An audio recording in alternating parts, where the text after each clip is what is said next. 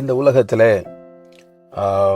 பல்வேறு மதங்களில் போதிக்கப்படுகிறதான ஒரு காரியம் என்னவென்றால், குறிப்பிட்ட இடத்திற்கு நாம் நடந்து போவோமானால் அல்லது கடந்து செல்வோமானால் நம்முடைய பாவங்கள் எல்லாம் மன்னிக்கப்படும், நம்முடைய பாவங்களிலிருந்து ஒரு மீட்பு வரும் என்று சொல்லி இந்த உலகத்தில் அநேக மதங்களிலே அப்படி கற்பிக்கப்படுகிறது.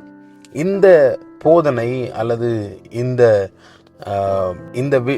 இந்த விஷயம் கிறிஸ்தவத்திலும் ஒரு தாக்கத்தை ஏற்படுத்தி இருப்பதை நாம் பார்க்க முடிகிறது. கிறிஸ்தவர்களும் அவர்களைப் போலவே செய்ய முயல்வதை நாம் பார்க்க முடிகிறது. வேளாங்கண்ணிக்கு நடந்து போகிறவர்கள் உண்டு, வாடிப்பட்டிக்கு நடந்து போகிறவர்கள் உண்டு, அதை போல இஸ்ரேல் தேசத்திற்கு கடந்து போகிறவர்கள் உண்டு.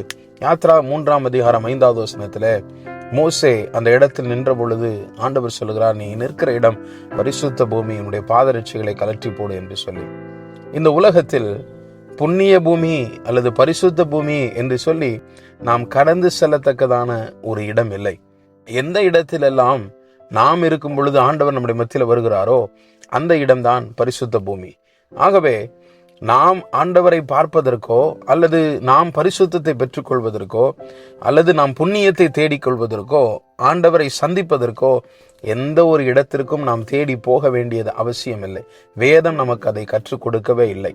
வேதம் சொல்லுகிற காரியம், நாம் எந்த இடத்திலெல்லாம் கூடி வரும் பொழுது ஆண்டவர் வருகிறாரோ அந்த இடம்தான் தேவன் வாசம் பண்ணுகிற பரிசுத்த பூமி. ஆமென்.